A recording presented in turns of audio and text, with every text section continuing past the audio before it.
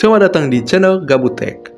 Dan di video kali ini, seperti yang tertera pada judulnya, gua akan melakukan gaming test Genshin Impact di Poco X7 Pro 5G. Dan seperti video Wuthering Wave sebelumnya, gua akan melakukan pencabutan limitasi IPS-nya. Karena di sini tuh gua ingin melihat potensi sebenarnya dari Dimensity 8400 di Poco X7 Pro. Dan meski limitasi IPS-nya dicabut, sistem throttling-nya tetap bakalan ada. Entah itu CPU-nya akan diturunin, lalu GPU-nya, dan yap, langsung saja ke in-game Genshin Impact-nya. Oke, sekarang gua sudah masuk ke dalam in-game Genshin Impact.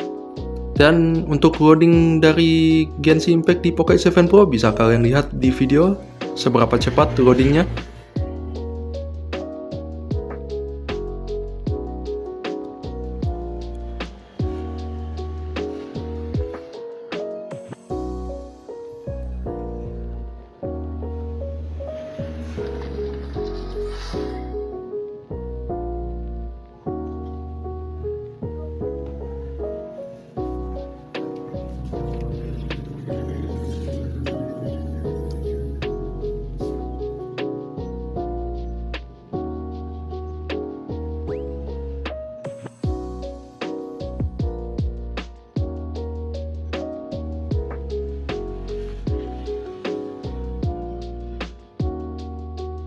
Dan ya, begitulah kurang lebih kecepatan dari loading Genshin Impact di Poco X7 Pro.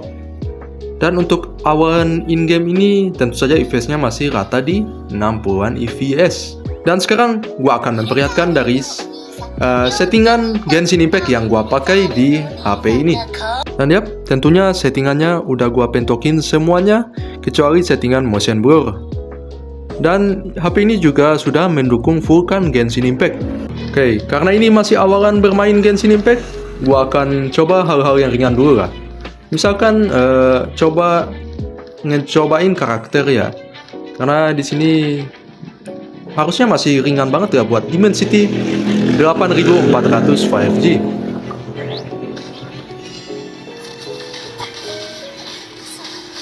Oke, sempat terjadi drop ya di 40-an IPS, tapi dia langsung naik lagi dengan sangat cepat di 60-an IPS.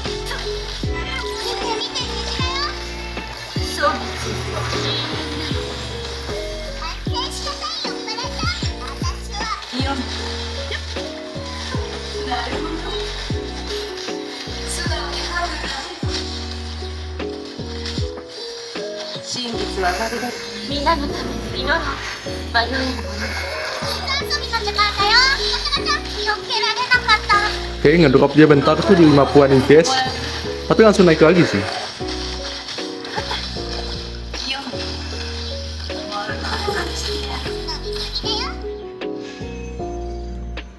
Yap, ini masih terlalu lancar sih ini. Oke, di sini gua sudah ada di Northcray. Dan ini map baru ya. Dan ini sempat ada gejala rendering. Dan harusnya map ini bakal lebih berat dari map-map sebelumnya. Terutama map awalan lah, map Mondstadt, Liyue itu harusnya terlalu ringan lah. Dan di sini gua akan coba eksplorasi lah ya. Untuk melihat IPS-nya. Terutama gua akan sering battle ya. Langsung saja gua cari musuhnya.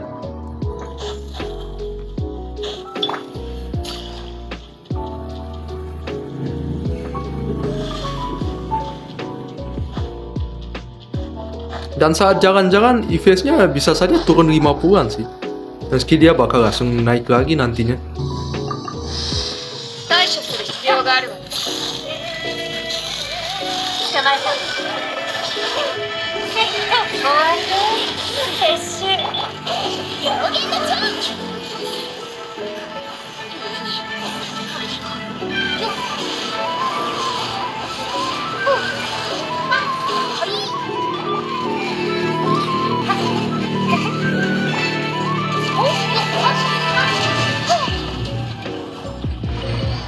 Wah, ini jelas berat banget sih.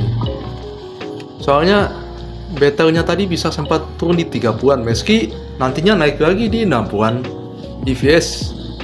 Ini kalau gua tes di tempat yang ringan kayak Mondstadt atau Liyue, kayaknya EVS-nya bakal stabil di 50-an ke atas cuy.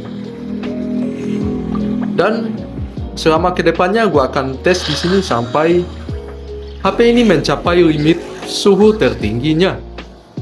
Dan sekarang gua udah main sekitar hampir 10 menit.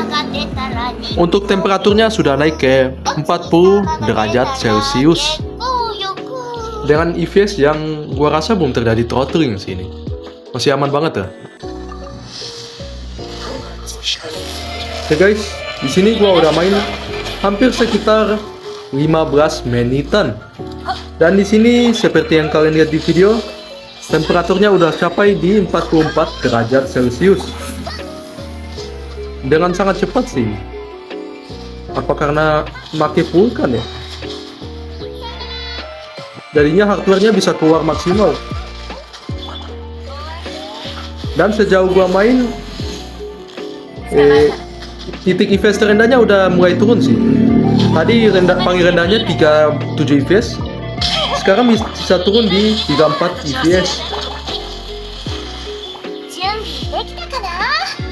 Meski ini secara gua pegang ya, EVS-nya nggak kerasa berbeda banget sih dari sebelumnya ya. Masih sangat lancar ya.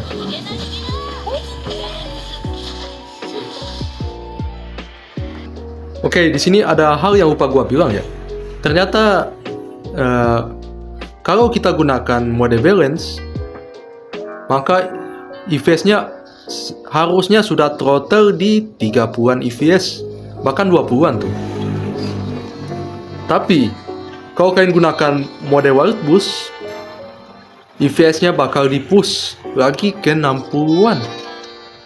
Jadi kalau kalian pakai mode wild boost kuning dengan EVS cap dilepas, maka EVS-nya bakal di-push sampai gamenya dipastikan lancar terus. Dan anehnya nih, game ini kok temperaturnya malah lebih panas dari Wuthering Wave kemarin ya. Wuthering Wave kemarin dia nggak bakal ngelebihin 45 derajat begini ya. Nggak ngelebihin 45,5 derajat Celcius. Tapi game ini bisa ngelebihin.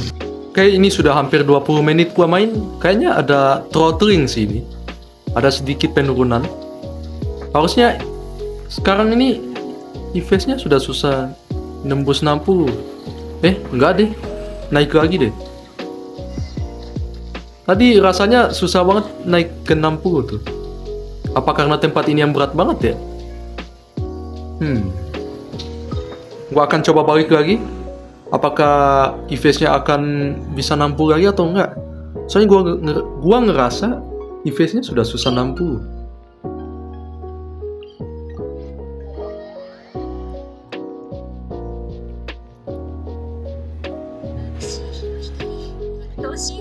Ah iya, betul. Terjadi throttle nih. EVS-nya udah nggak konstan 60 lagi saat explore. Bisa turun ya.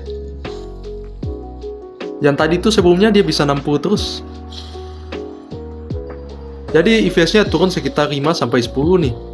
Ini bahkan bisa 45 nih. Dari yang gua tebak sih, kayaknya CPU-nya sudah mulai di throttling nih. Saya kalau kalian diam, EVS-nya naik. Tapi kalau kalian jalan, EVS-nya turun. Berarti renderingnya mulai melambat.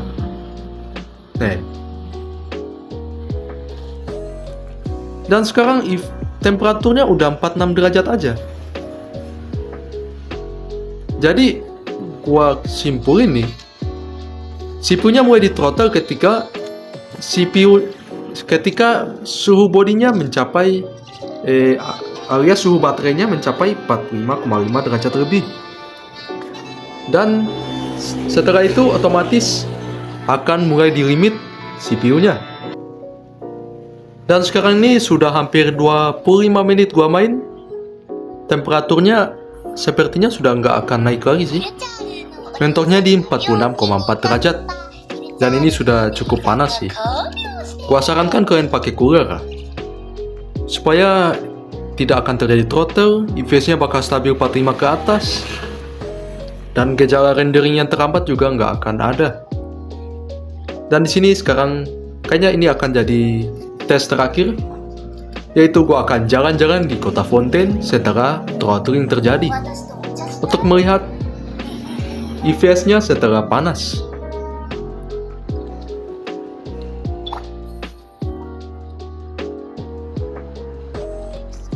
Dan di sini FPS-nya masih 50-an sih. Kalau gua coba lari, dia drop ke 50-an, 48, tapi naik lagi setelah rendering selesai. GG sih Dimensity 8400. Buas banget.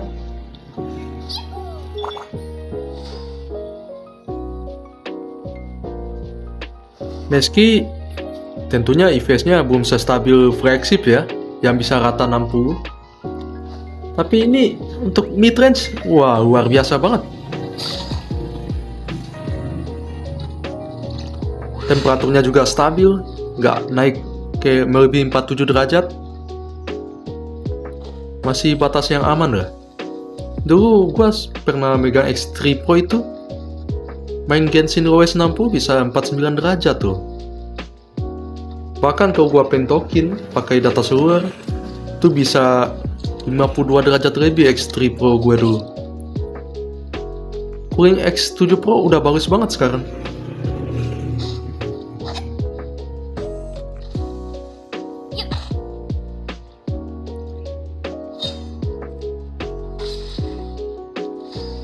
Yes, ada gejala rendering tuh 30-an. Ya ini sudah cukup lah tesnya. Dan akan segera gua akhiri.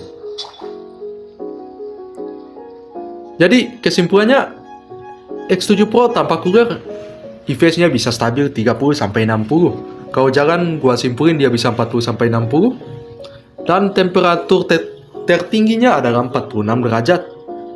Ya bisa dibilang 1 derajat lebih panas ya daripada jika kita bandingkan ketika bermain Wuthering Wave. Nah dia ini gua lupa kasih lihat tadi. Untuk FPS-nya bisa kalian lihat ya. Ini yang tajam ke bawah ini adalah loading ketika teleport ataupun ketika buka inventory dan lain sebagainya. Selebihnya FPS-nya stay di berapa ini? 35 ke atas. Bahkan kalau jalan tuh bisa 50-an FPS. Wah ini luar biasa banget sih ini. FPS-nya stabil banget. Dan ya, sekian dulu video pada hari ini. Terima kasih telah menonton.